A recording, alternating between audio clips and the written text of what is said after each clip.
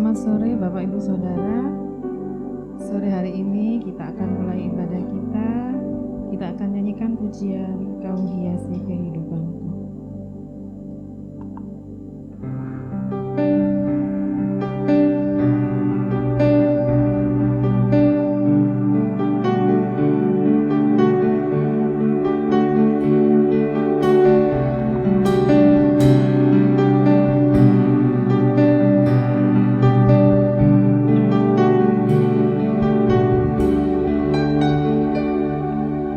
Kau hiasi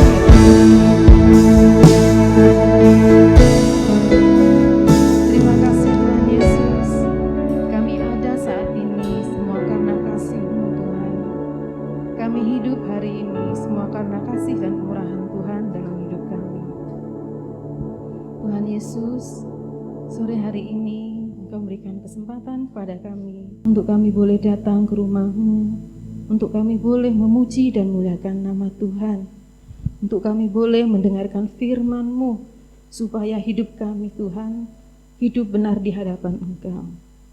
Tuhan Yesus, urapi semua jemaat-Mu yang ada pada saat ini, urapi tim musik, urapi singer, urapi saya ya Bapa, dan beri hikmat-Mu, beri senantiasa kepada kami sukacita, berikan senantiasa kepada kami semangat untuk kami hidup senantiasa menyenangkan hati Tuhan.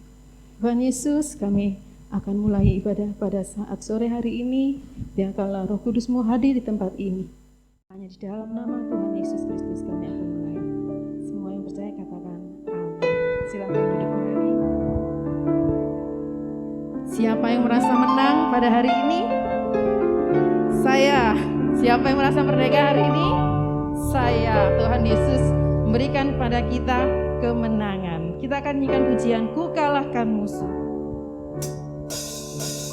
Janjinya lah kemenangan, Dia batu keselamatan. Ku kalahkan musuh dan melompat tembok. Haleluya, haleluya. Ku kalahkan musuh dan melompat tembok. Haleluya, haleluya. Ku kalahkan musuh dan melompat tembok. Haleluya, haleluya. Janjinya lah kemenangan, Dia batu keselamatan. Ku kalahkan musuh dan melompat tembok. Haleluya, haleluya. Ku kalahkan musuh dan melompat tembok. Haleluya, haleluya. Ku kalahkan musuh dan melompat tembok. Haleluya, haleluya. Janjinya lah kemenangan, Dia batu keselamatan. Ku kalahkan musuh dan melompat tembok. Haleluya, haleluya. Ku kenakan jubah pujian, ku kenakan jubah pujian, dan segala bebanku pun lenyapkan. Ku kenakan jubah pujian, ku kenakan jubah pujian, ku kenakan jubah pujian, ku kenakan jubah pujian, dan segala bebanku pun lenyapkan. Ku kenakan jubah pujian, ku kenakan jubah pujian, jubah pujian, ku kenakan jubah pujian, dan segala bebanku pun lenyapkan. Ku kenakan jubah pujian, dan segala bebanku, dan segala bebanku pun lenyapkan. Ku kenakan jubah pujian, dan segala bebanku, dan segala bebanku pun lenyapkan. Ku kenakan jubah pujian. Haleluya. Segala beban kita lenyap dan kita kenakan jubah pujian. Haleluya. Kita sambung dengan pujian Ku menang bersama Yesus Tuhan. Saya undang semuanya untuk bangkit berdiri.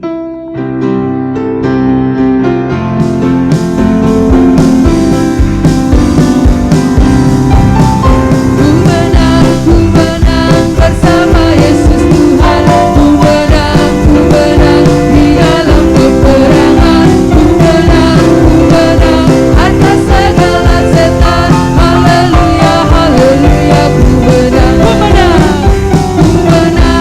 bersama Yesus Tuhan. Ku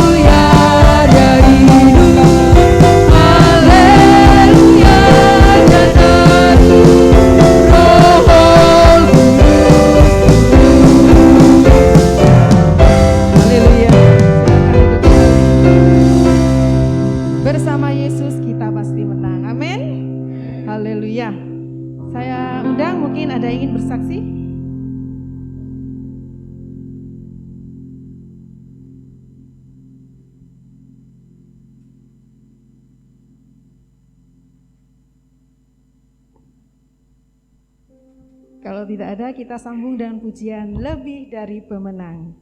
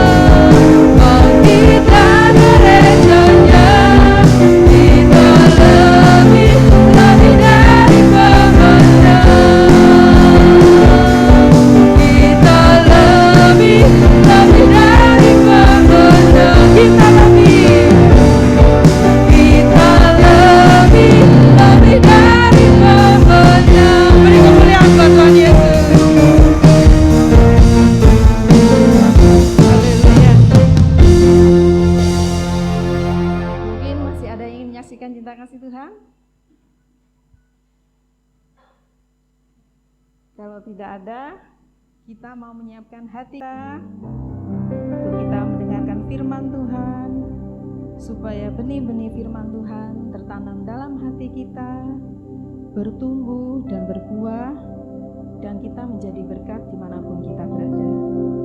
Kita akan nyanyikan pujian Seperti Rusa yang Haus.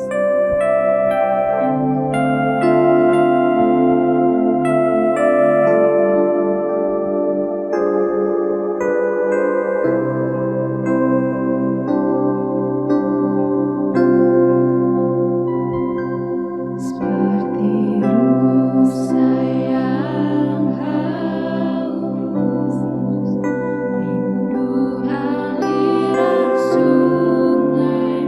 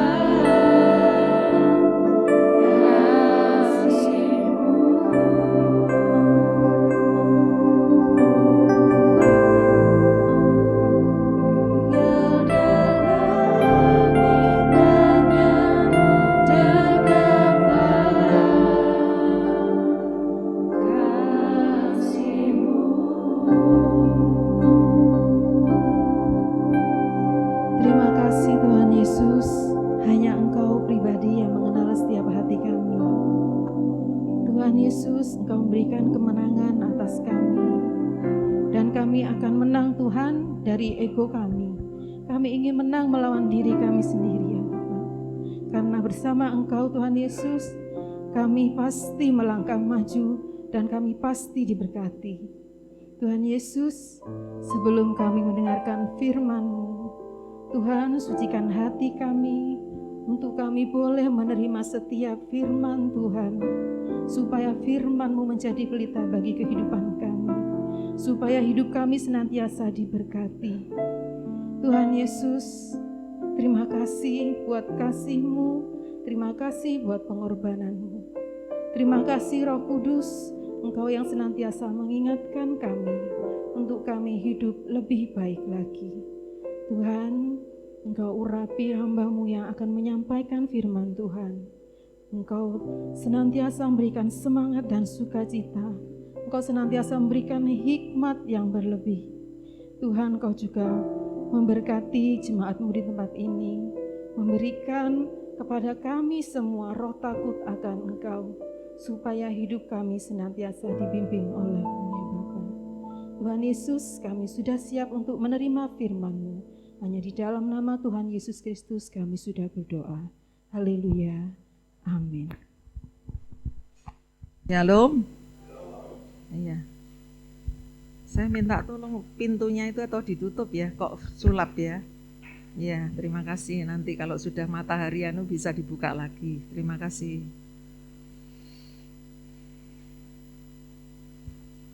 Puji Tuhan. Saya akan memberikan judul firman Tuhan hari ini, kebenaran di dalam Tuhan, ya. Ya, kebenaran di dalam Tuhan. Saudara, betapa perlunya kita mendapatkan kebenaran itu, ya. Karena Tuhan itu tahu menyelamatkan orang-orang yang benar, gitu ya. Tuhan tahu menyelamatkan orang-orang yang benar. Nanti kita baca ya. Tetapi siapa sih kebenaran itu? Ya. Siapa kebenaran itu? Hanya Tuhan, Yesus Kristus. Dialah jalan kebenaran dan hidup. Yesus berkata, akulah jalan, kebenaran, dan kehidupan. Barang siapa mau berjalan di dalam aku, dia akan mendapatkan kehidupan itu, kehidupan kekal. Tuh.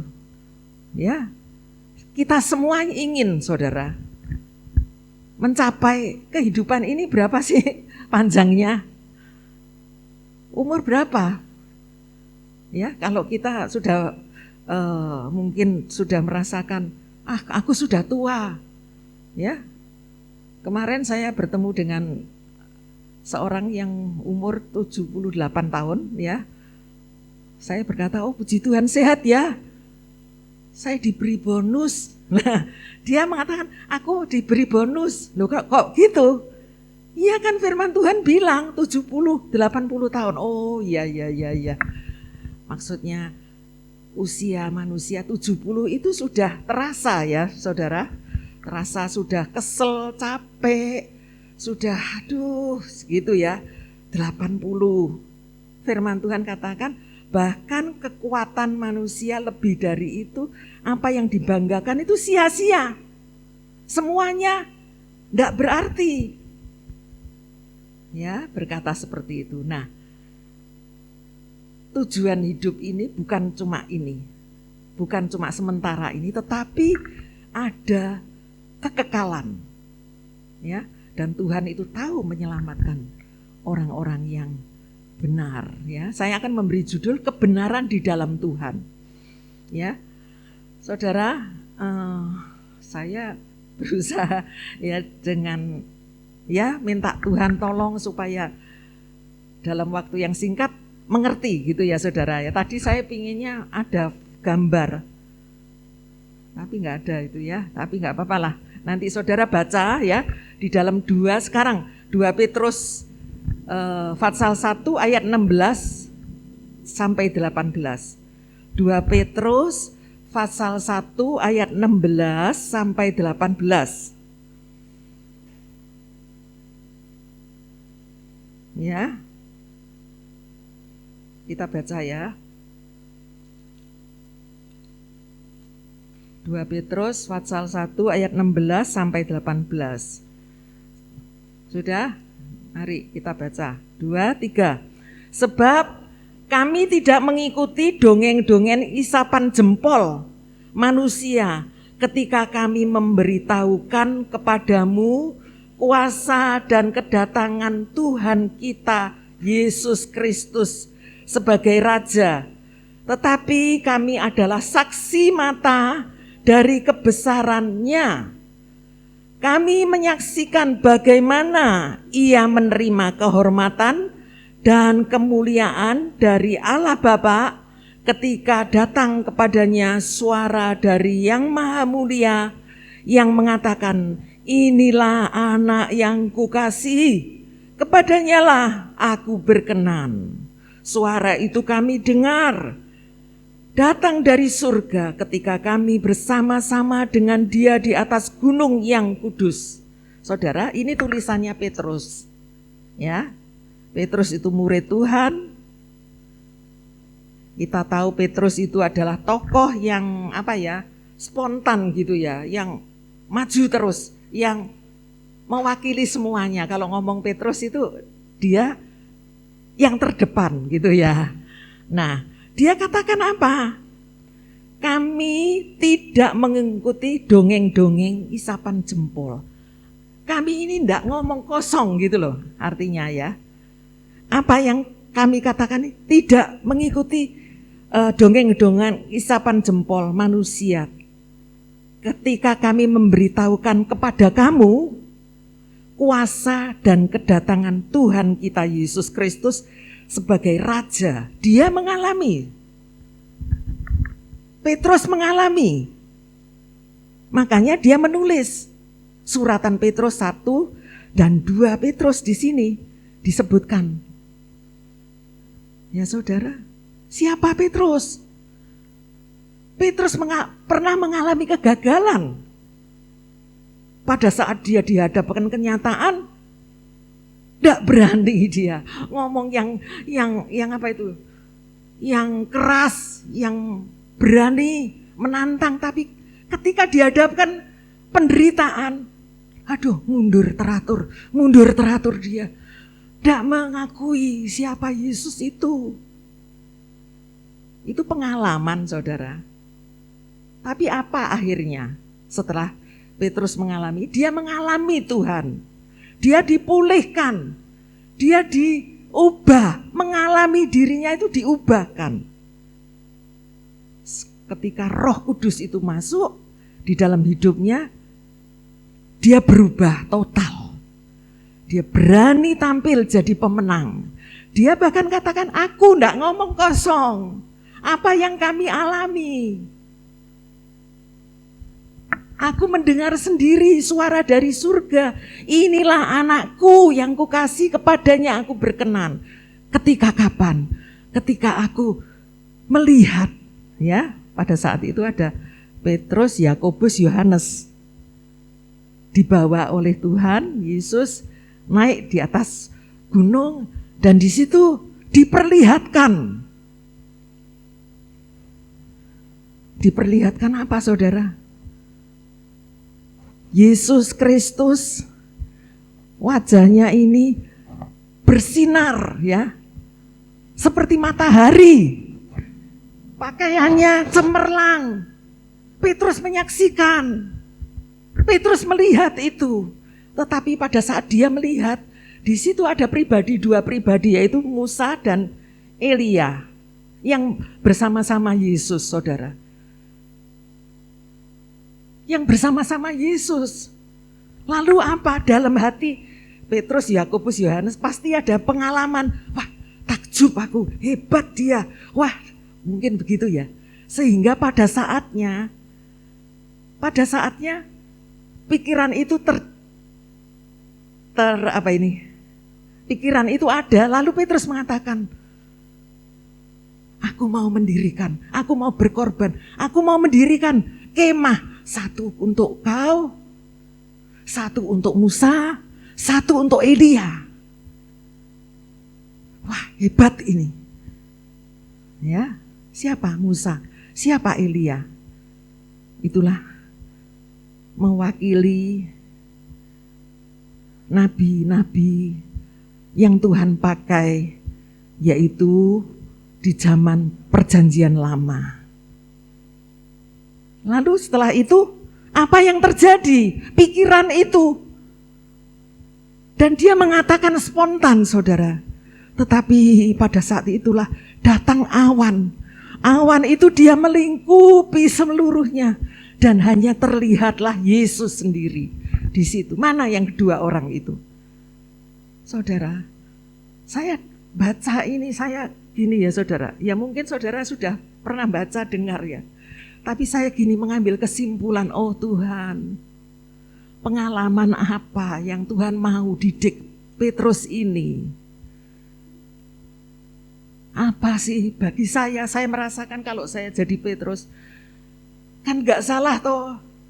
Dengan spontan aku mau berkorban Yesus, Elia dan Musa, kan gak salah toh. Tapi Yesus itu akhirnya awan menutupi ya, dan tinggallah Yesus sendiri. Artinya apa? Tidak mau disamakan. Yesus tidak mau disamakan. Jangan disamakan. Bukan manusia, sehebat manusia, sehebat hamba Tuhan, sehebat nabi-nabi Tuhan. Jangan disamakan dengan pribadi yang kita agungkan. Kita harus melihat dia. Siapa sih manusia yang sempurna? Sehebat-hebat manusia, dia tidak sempurna. Saudara, kalau saudara melihat manusia, pengiringan kita kepada manusia kecewa, saudara. Kalau saya melayani hanya melihat manusia, wah kecewa. Nggak usah deh melayani, bisa begitu. Tapi saya melihat Yesus yang saya layani. Dialah Raja yang harus saya lihat, yang harus saya dengar.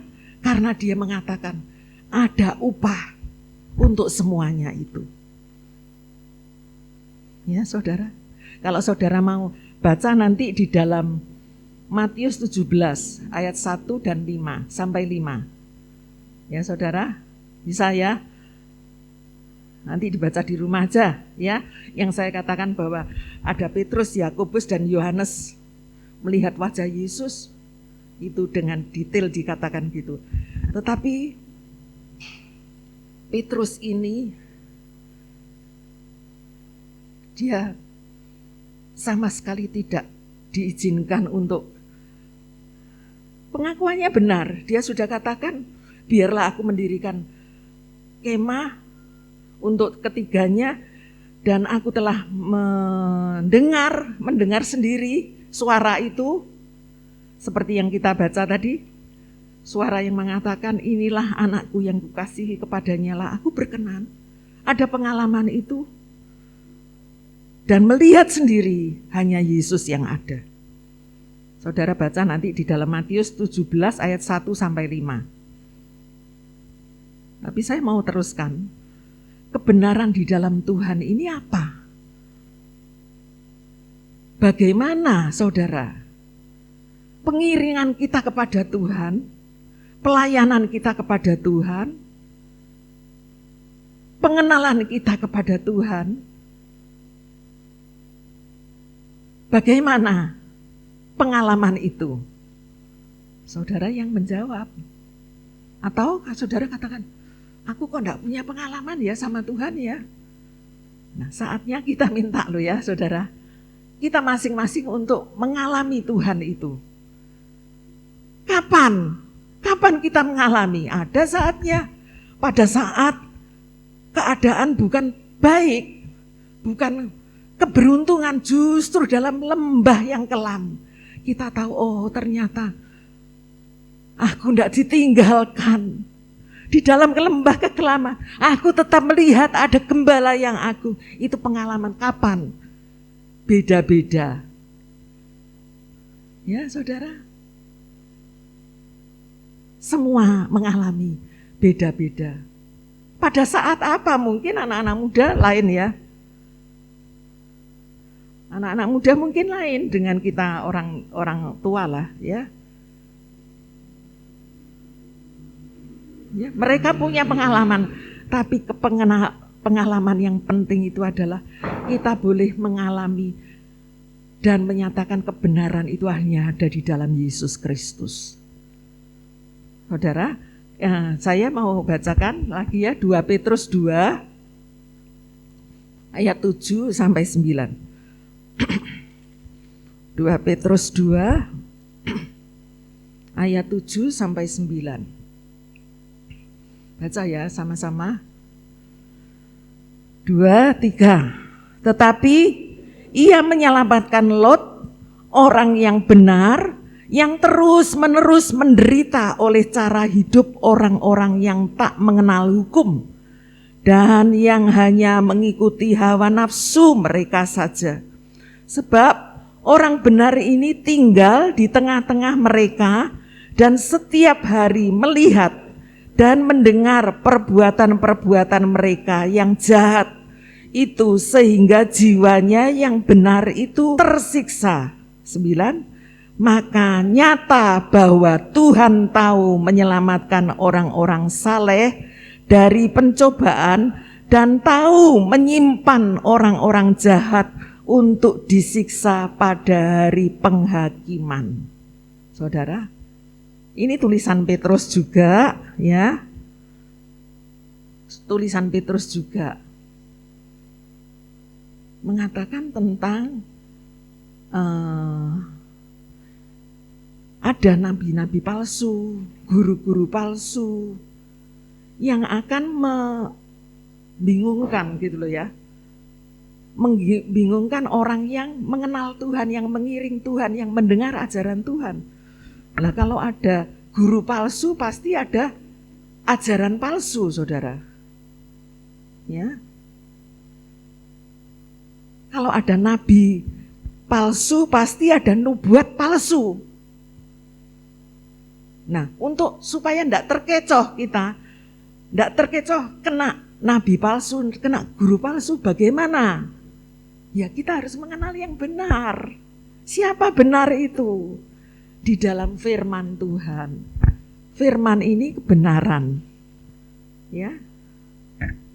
Firman Tuhan ini kebenaran, penuntun setiap hari untuk kita. Pokok kembali kepada firman Tuhan, kita berkata amin. Ya, itu firman Tuhan tertulis seperti itu. Aku percaya. Ya. Tapi kalau sudah tidak ada di dalam firman Tuhan, terus kita bingung ya. Apa kata orang? Oh, itu kata nenek moyang, dulu harusnya seperti itu. Dongeng-dongeng. Tidak harus kita ikuti, saudara. Nah, perlunya kita mengenal kebenaran itu, kebenaran yang sungguh-sungguh ya. Kalau disebutkan, ia tahu menyelamatkan Lot, orang yang benar. Lot itu siapa? Apanya Abraham? Keponakan anaknya Abraham. Dia tinggal di mana? Lot. Subur. Semua ada. Berkelimpahan. Di Sodom, Gomora. Ramai. Luar biasa, tidak kekurangan, tapi di situ adalah banyak dosa yang ada di situ. Nah, firman Tuhan katakan tetapi ia menyelamatkan Lot, orang yang benar itu, yang terus-menerus menderita oleh cara hidup orang-orang yang tidak mengenal hukum dan yang hanya mengikuti hawa nafsu mereka. Lot bisa berkata, loh, berdosa seperti itu loh, gak diapa-apain. Buktinya itu, mungkin seperti itu ya. Melihat tetangga kanan kiri, gitu ya gak ada apa-apa tuh. Apa benar? Tidak, saudara. Ya. Tapi Tuhan, firman Tuhan katakan, sebab orang benar itu tinggal di tengah-tengah mereka dan setiap hari melihat, mendengar perbuatan-perbuatan mereka yang jahat itu sehingga jiwanya yang benar itu tersiksa. Tersiksanya itu jadi tanda tanya, Tuhan ini sebetulnya apa mengasihi aku ya? Saya itu loh sudah melakukan firman Tuhan, saya itu enggak sama, enggak melakukan hal-hal yang tidak diperkenankan seperti yang kebanyakan ini. Tapi kok nasibku seperti ini ya? Tapi pergumulanku kok enggak mari-mari ya? Sehingga menimbulkan tanda tanya, apakah Tuhan itu tahu ya? Saudara, Tuhan tahu. Tuhan mengerti, Tuhan mempersilahkan, ada saatnya nanti. Walaupun Lut itu berjuang, jiwanya tertekan, melihat itu, tersiksa. Jiwa yang tersiksa itu paling gak enak ya saudara. Tubuh tersiksa dipukuli, aduh babak belur, diobatin gitu ya. Tapi jiwa tersiksa itu mengerang terus, sedih, tidak lagi bisa beriman sekalipun bisa rontok ya, karena tersiksa itu. Karena melihat di sekitarnya itu kejahatan. Tetapi firman Tuhan katakan di sini, maka nyata bahwa Tuhan itu tahu menyelamatkan orang-orang yang saleh dari pencobaan dan tahu menyimpan orang-orang jahat untuk disiksa pada hari penghakiman. Ada penghakiman. Jangan dianggap biasa, lancar, subur, baik. Ternyata gitu loh, tidak ada apa-apanya. Walaupun menyakitkan, menyiksa orang-orang sekitarnya. Sehat-sehat aja, lancar-lancar aja, diberkati terus. Hati-hati saudara. Tuhan menyimpan, nanti ada saatnya.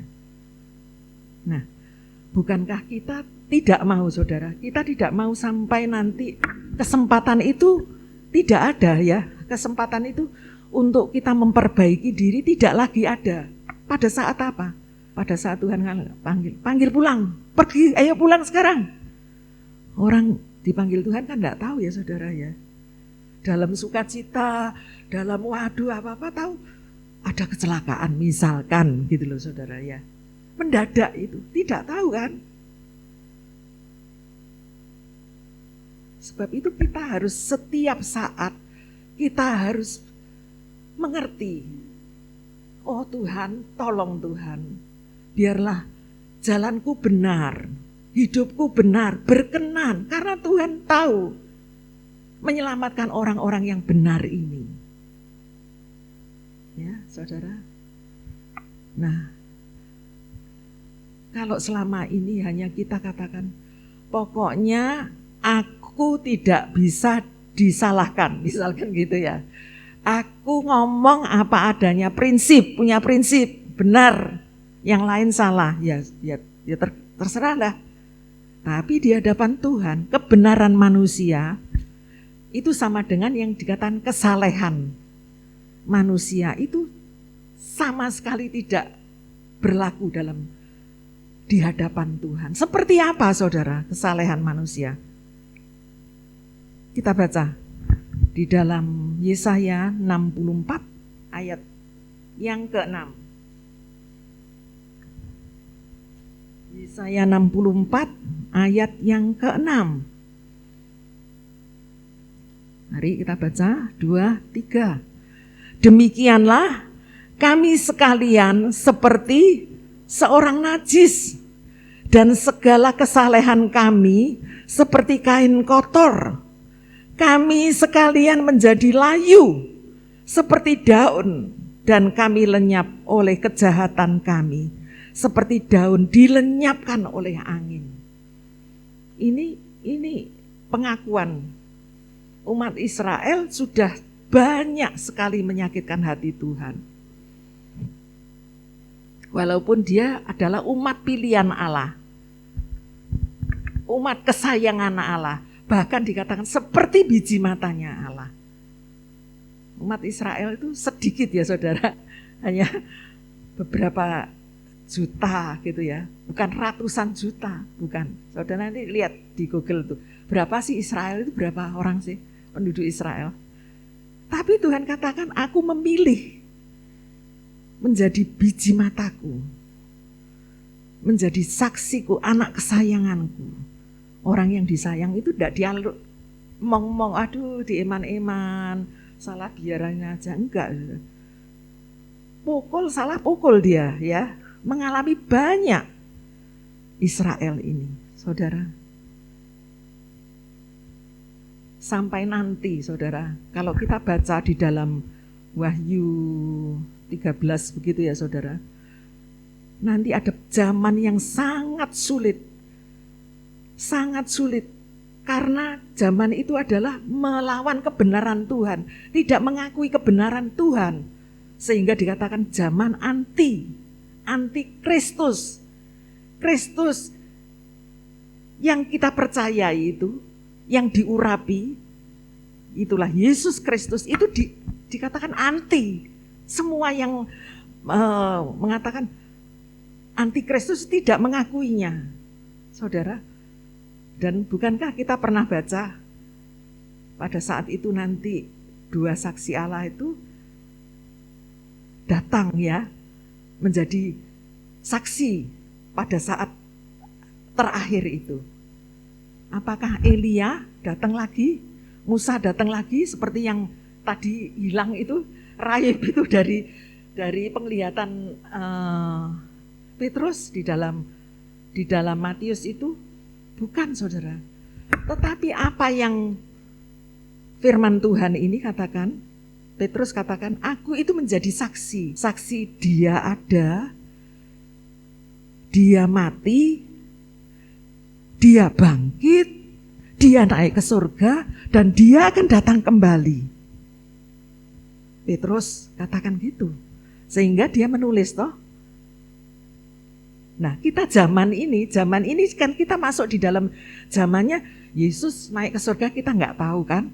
Tapi sudah naik dia, menurunkan Roh Kudus, kita ada di dalam zaman perjanjian baru. Ya. Dan dia katakan dia akan datang kembali. Tetapi sebelumnya dia akan ada antikris yang besar, yang tidak akan terjadi. Apa yang pernah terjadi akan terjadi pada zaman antikris itu. Tidak seorang pun akan kuat. Saudara, di mana kita? Bagaimana kita? Bagaimana saya? Nggak tahu waktunya. Tapi firman Tuhan katakan jangan lalai. Jangan mengatakan itu tidak berlaku. Itu hanya ngomong terus dari dulu sampai sekarang. Ada firman Tuhan katakan, jangan lalai. Tidak, sama sekali itu bukan omong kosong. Kalau dia akan datang kembali. Tapi pada saat itu dikatakan nanti dua saksi Allah ini akan datang. Siapa? Bukan Musa dan Elia. Tapi dalam arti ini adalah Israel itu mewakili Musa itu ya. Israel itu menjadi saksi. Dan orang percaya kepada Yesus Kristus, kalau sekarang kita bisa katakan orang Kristen, ya, itu menjadi saksi. Menjadi saksi.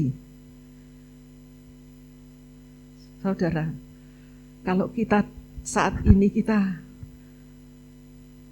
tidak bisa menjadi saksi, bahkan menjadi celah, berbahaya saudara. Tetapi kalau kita bisa menjadi saksi, Allah, saksi Kristus.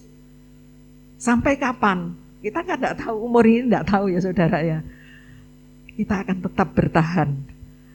Pada saatnya dikatakan dia akan mengangkat orang-orangnya yang berkenan itu. Untuk mengangkat dari aniaya besar itu saudara. Biarlah saudara kita minta kemurahan Tuhan di setiap hidup kita.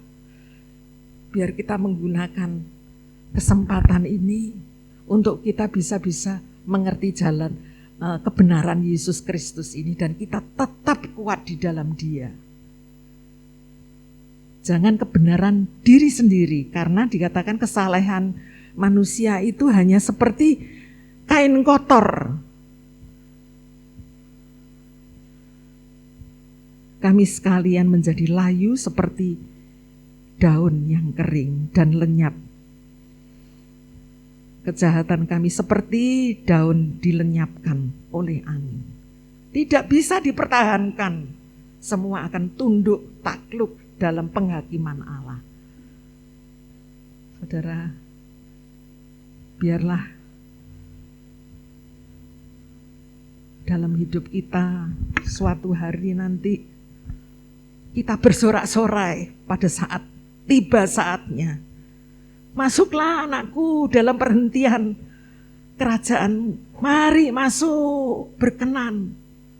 Oh, senang saudara. Kita pasti senang, bersyukur saudara. Tetapi kalau suatu saat pada penghakiman Allah itu dia katakan, aku tidak kenal kamu, pergi. Kamu hamba yang jahat, pergi. Dan orang ini katakan, loh Tuhan, aku sudah banyak melakukan Tuhan, aku sudah banyak bekerja, aku banyak. Bahkan dikata dalam Matius 7 ya, dikata aku sudah berbuat ini, aku mengusir setan demi namamu, aku sudah berpuasa, aku sudah berkorban, aku sudah ini dan itu. Ya. Tapi jawabnya Tuhan kata enggak kenal, pergi hamba yang jahat. Aduh sedih saudara, enggak terbayangkan. Ternyata semua penilaian itu tidak sama dengan yang dinilai Tuhan. Kebenarannya itu enggak sama dengan yang Tuhan mau. Nah kebenaran itu apa? Di dalam firman Tuhan ini saudara. Bukan kebenaranku, bukan ajaranku, bukan mauku, tidak, tetapi kebenaran firman Tuhan ini.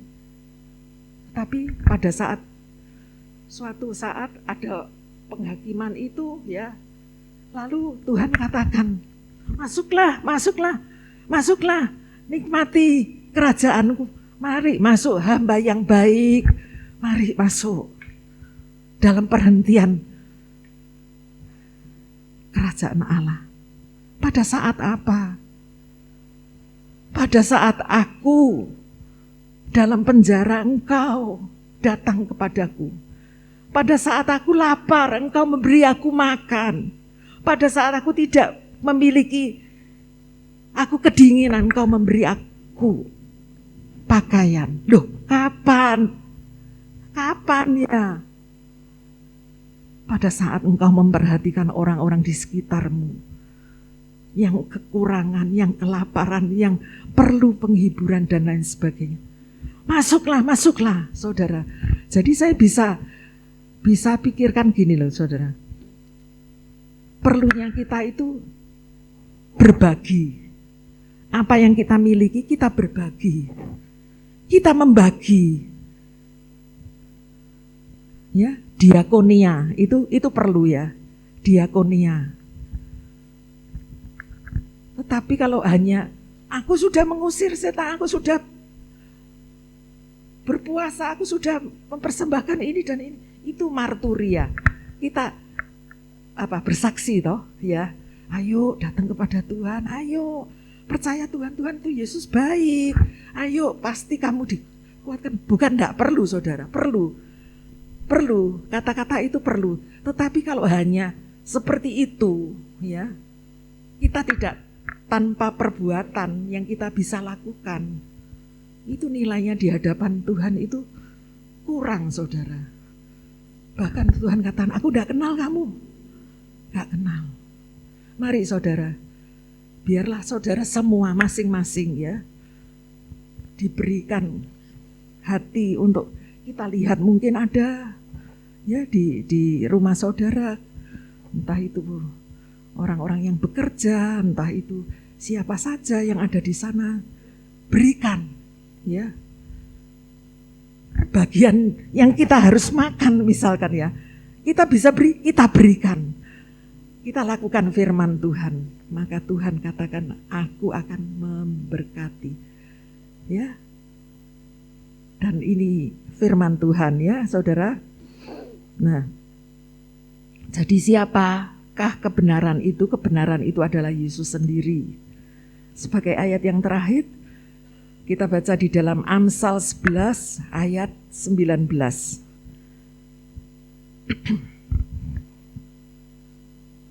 Amsal 11 ayat yang ke-19. Mari masuk sini, musik ya.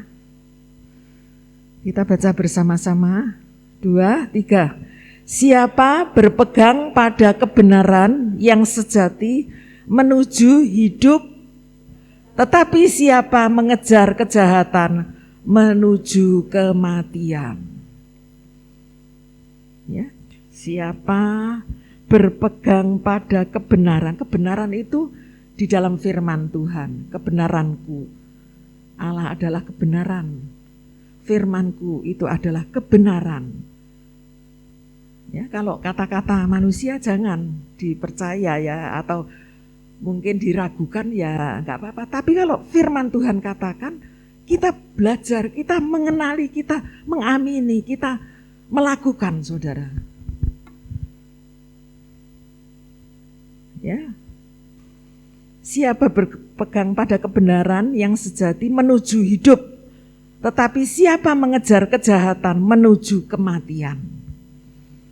Tetap terus tidak mau menurut kebenaran Allah. Dianggap itulah jahat, yang membenarkan diri sendiri ya. Kita mohon kemurahan Tuhan, biarlah damai sejahtera Yesus Kristus ada dalam hidup kita masing-masing, dan kita bisa menikmati kebenaran itu. Amin ya. Kita akan menyanyikan pujian seperti rusa yang merindukan air. Karena Tuhan itulah Yesus Kristus, itulah yang menuntun hidup kita, yang mengarahkan. Dia mengirim Roh Kudus, ada bersama kita. Kita mendengar enggak suara itu ya? Atau kita menutup? Atau kita mengabaikan? Ya, tapi kalau kita mau menyambut, biarlah Tuhan Engkau ada dalam hidup ini, maka kita akan merasakan kesegaran dari Tuhan Yesus sebagai gembala yang baik ya, seperti rusa yang merindukan Yesus.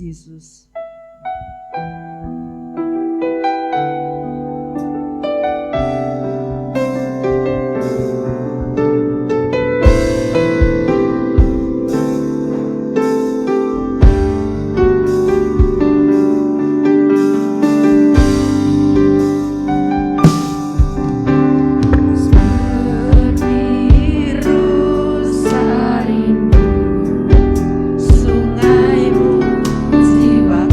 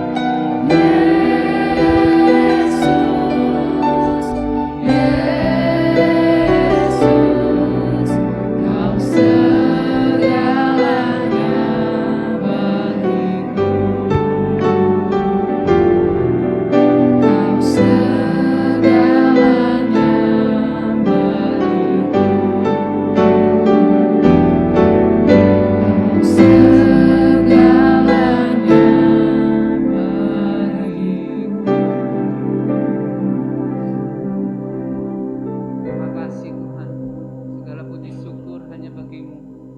Terima kasih atas berkat-Mu, firman-Mu Tuhan yang Kau taburkan melalui hamba-Mu. Engkau mengingatkan kembali Tuhan akan kasih dan kemurahan-Mu di dalam hidup kami, di mana hingga pada malam ini Tuhan, Engkau selalu menyertai kami Tuhan, Engkau melindungi kami, Engkau memberkati kami semua anak-anak-Mu. Terima kasih Tuhan, firman-Mu Tuhan mengingatkan kami untuk selalu setia Tuhan, melakukan firman-Mu Tuhan, bukan hanya dengan berkata, tapi berbuatan di dalam kebenaran akan firman-Mu Tuhan.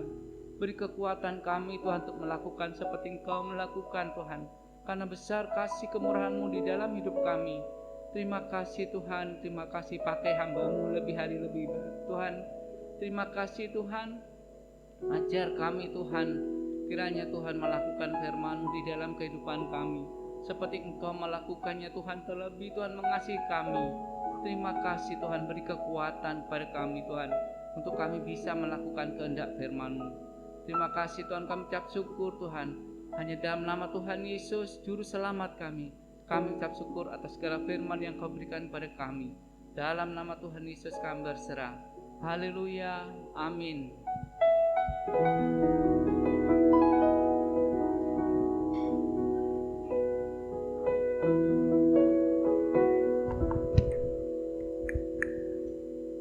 Kita akan memberikan persembahan. Kita naikkan pujian Allah.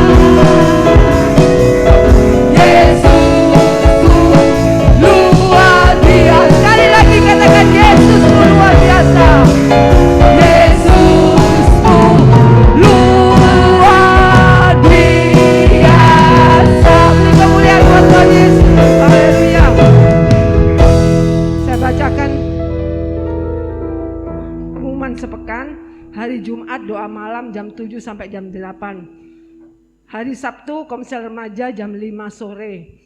Hari Minggu ibadah akhir bulan jam 6 pagi. Ibadah umum ya saudaraku. Jam 9 paginya sekolah minggu. Yang bertugas ibadah umum WL adalah Ibu Kus. Singer, Ibu Ailan dan Ibu Vina. Asyer, Ibu Lili dan Ibu Nona. Kolektan, Bapak Yosep. LCD, Saudari Arin. Video, Kenso. Musik, Saudara Theo, Bapak Stefanus Chandra, dan Saudara Bebe. Firman Tuhan akan dilayani oleh Saudara Kefas. Kita mau doakan juga buat yang berulang tahun, anak Cindy, anaknya Cik Heni. Juga Bapak Wimpi dan anak Livia. Kita mau doakan semua sidang jemaat di tempat ini supaya kita tetap teguh kuat menghadapi zaman-zaman saat ini ya saudaraku. Kita mau tetap tekun di dalam doa. Dan kita mau doakan juga buat lansia supaya semakin Tuhan berikan kekuatan di dalam masa-masa usianya yang lansia ya saudaraku. Tetap semangat mengiring Yesus, puji Tuhan. Saya undang semua bangkit berdiri, kita mau akhiri ibadah pada saat malam hari ini. Kita katakan terima kasih Yesus. Kita naikkan pujian 2 kali. Saya serahkan kepada Ibu Gembala.